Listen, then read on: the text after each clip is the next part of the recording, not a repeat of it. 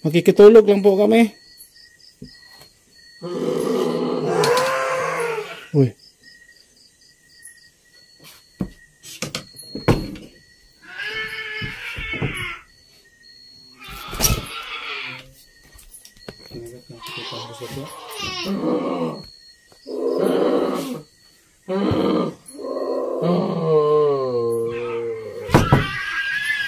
Ano to? Mga pangil yan ng babira mo gusto. Ganun ba? Sa babira mo to? Mga babira mo yan. Mga pangil yan ng babira mo. Hoy. Ganito pala. Nag-hunting din pala sila, no? Natin usa. Ha? Ito, sungay to ng usa? Sungay ito ng usa. Ito tawagin natin nila.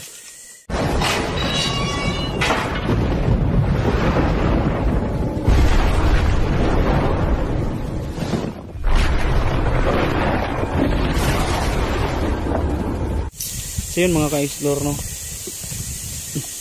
So yun mga ka-explore, magandang gabi, no? Nandito ulit kami. Kasama ko si Pinulong Gabriel. Shout out po sa inyong lahat. Lalo na sa mga supporters. Maraming salamat sa inyo. Sige. Sinamahan ko si Buslokyo. Ngayon mag-explore kami dito sa hindi pa namin nakabisadong lugar o ano tong lugar. Kasi may nabilitaan kami na may mga tao dito na bihira makikita sa bayan. Pag may mga tao daw makarating dito sa lugar, hinahunting nila kasi yung mga kinakain nila mga kapinuno, mga wild animals. Pati rin mga tao, kagaya namin mga tao, nakapupunta dito, hinahabol nila. Nahunting nila. Hinahunting nila. So yun mga ka-explore, no? Bumalik kami dito sa kagubatan, no? Yung una naming pinuntahan. Kasi nga, no, gusto nating malaman talaga po kung ano talaga totoong sitwasyon dito, kasi mga usap-usapan pa lang yung naririnig natin. At hindi na kami dumaan doon sa una naming dinaanan, no, kasi parang baka tambangan kami doon, hindi namin alam. Para magiging safe, nag-iba kami ng daan. Yung papunta pa rin kami doon, no, yung bahay na pinuntahan namin, balikan namin yun. So yun, so samahan nyo kami, no, na babagtasin to. Sana maging ligtas kami ni Pinuno ngayong gabi. Kaya yun, abangan nyo po. Yun mga ka-explore, no? Tataka ako dito, Pinuno, bakit may durian dito? Wala namang puno ng durian dito, puro kawayan. Puro kawayan talaga dito mga ka-explore. Wala kang puno ng durian, pero may durian. Ano sa tingin, Pinuno, bakit na may durian dito? Siguro gusto ko may tinangay ito nila, may kinuha ito. Dinala nila.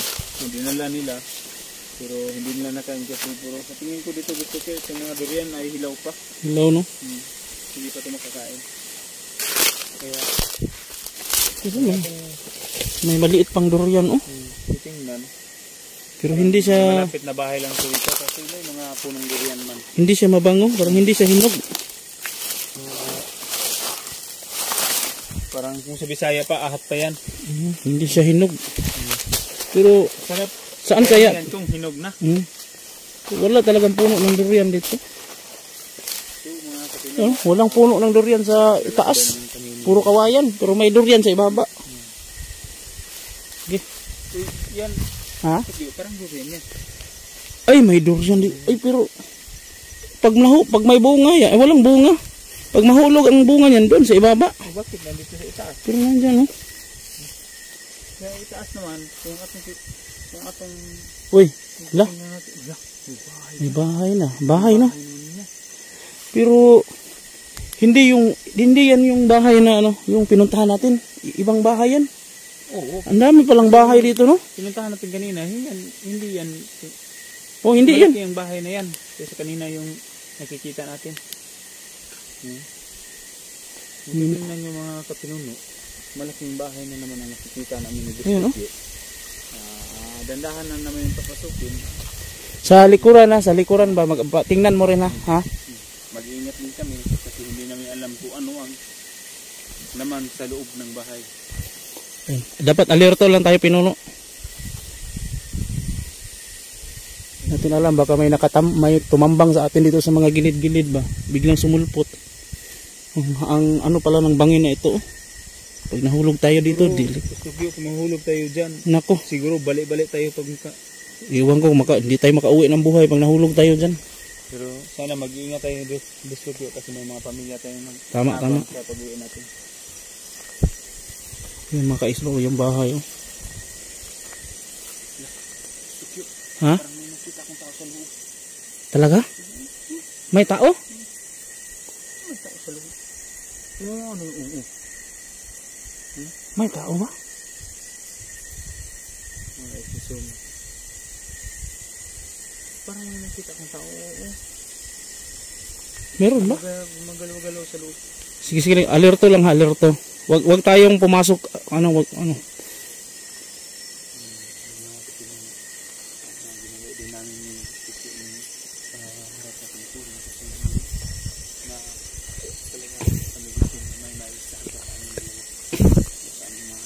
Tao po. Tao po. May tao ba dyan? Tao po. Diyan ko nakikita yun kanina. Diyan sa butas? Sa butas? Oh, diyan ko nakikita may taong sumisilip. May nakatira dito. Siguro baka may nakatira dito, Pinuno. Pero Tao po. parang kinakaputan na ito ng mga damo. Yung bahay.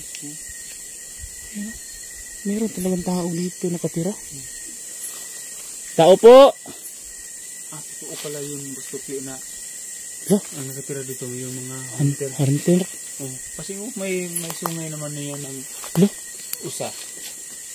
Kung tawagin natin usa. Ha? Ito, sungay ito ng usa? Sungay ito ng usa. Kung tawagin natin na. Ha? May sungay. Parang may nakita akong sumilip na tao dyan. Tao po. Parang may tao, Pinuno. Ang laki ng usa na nito Bustugyo. Grabe na. Ang laking usa to. Yan pala yung sungay pala ito ng usa.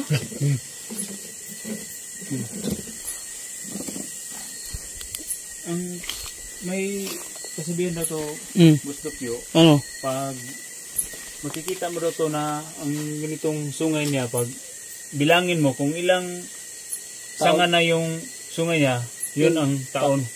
Ito, ano 6. 1, 2, 3, 4, 5, 6, 6 na taon yan. 6 na taon na yan? Ganun ba ang pagsukat ng edad ng usa? Yun mga kasabihan sa mga kauna-unang tao. Yung narinig ko. At kung ganun, 6 years na yan, usa na yan.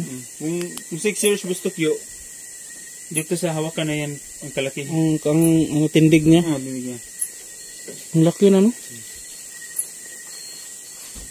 Lalo, parang may tao sa loob. Parang may tao.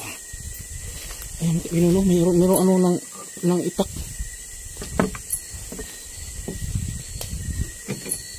Ano to? Kakaiba tong ano na to. Parang may tao sa. Tao po! Tao po, gusto lang po namin makikipag-usap po. May tao nga. Tao po. May tao ba dyan?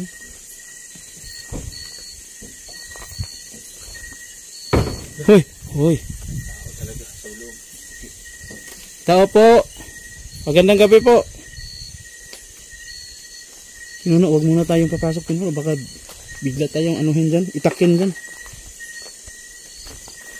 Yan, may mga kubo-kubo pa dito sa loob, sa labas. May mga lubid pa sila. Ano kaya ang gagamitin? Ano to, Pinuno? Bustugyo? Ano to? Para saan to? Yan ang ginagamit Bustugyo pag manguhuli ka ng yung manok na ihalas. Gano'n ba? Yan Ito? ang ginagamit. Panghuli to, manok na ano? Native, wild na manok? Wild chicken. Yan ang ginagamit para mahuli yung kuan. Wild chicken. Pampusti yan. Wala, totoo pala talaga yung sabi ng mga residente dun sa bayan no, na hunter talaga nakatira dito. May mga lubid pa sila. Yung mga lubid, yan yung ginagamit yung panghuli ng mga wild animals sa gubat. Hello? Tukyo, may mga pangil ng baboy ramo dito. Ang lalaki ng mga pangil nila. Ano to? Mga pangil niya ng baboy ramo Tukyo. Ganun ba? Sa baboy ramo to? Mga baboy ramo yan. Mga pangil niya ng baboy ramo. Hoy. Ganito pala. Hala, nag-hunting din pala sila, no?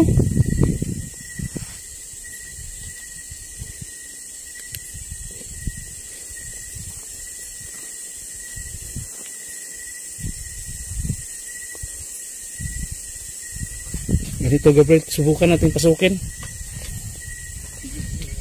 para malaman natin kung gaano katotoo yung sabi nila.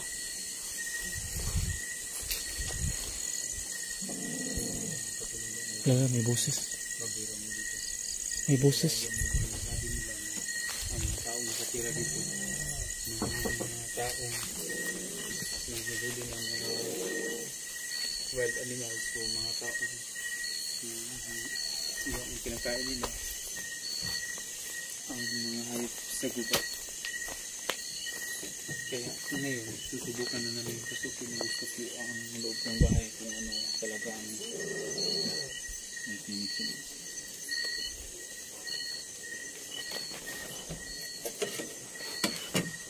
No. Gamit to nila. Dalhin mo. Sige, gagamitin ko to panglaban.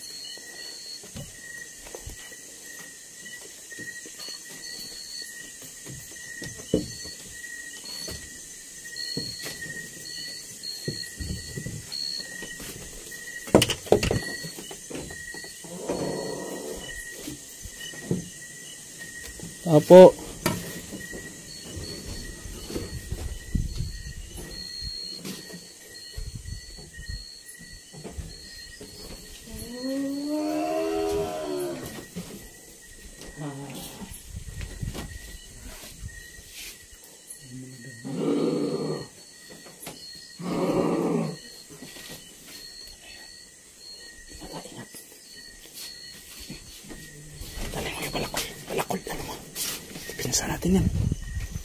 Dipinsa natin yan.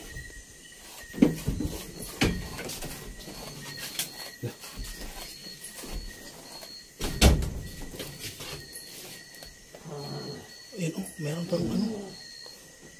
Usa-usa.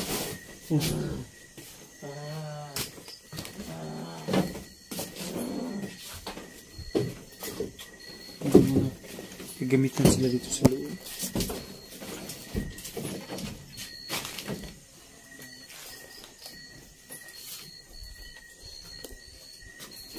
Tao po.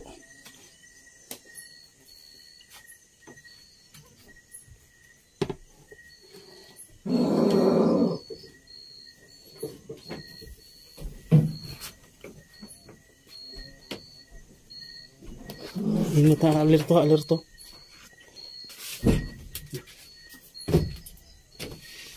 Wala namang tao dito.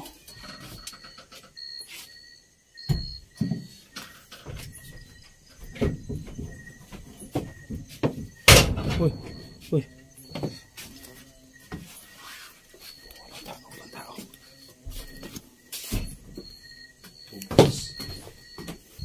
Kwarto ba to?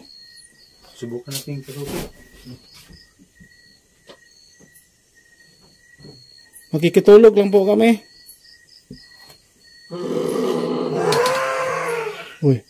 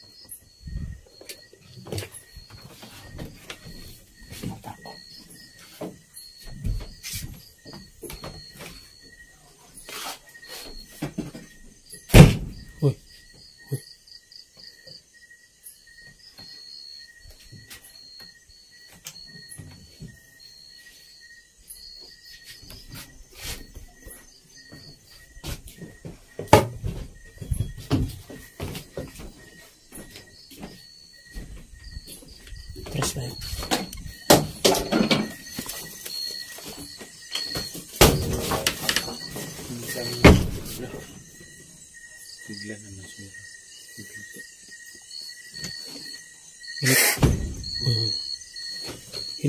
Pinuno. Labas.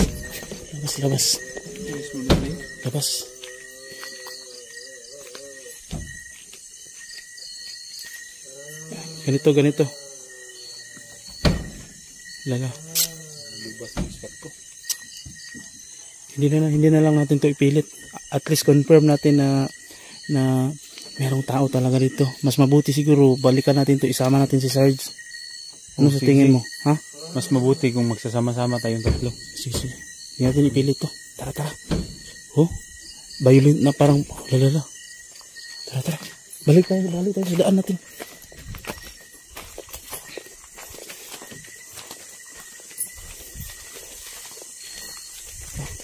Talagang delikado talaga dito yung area ng Tubos-Tugyo.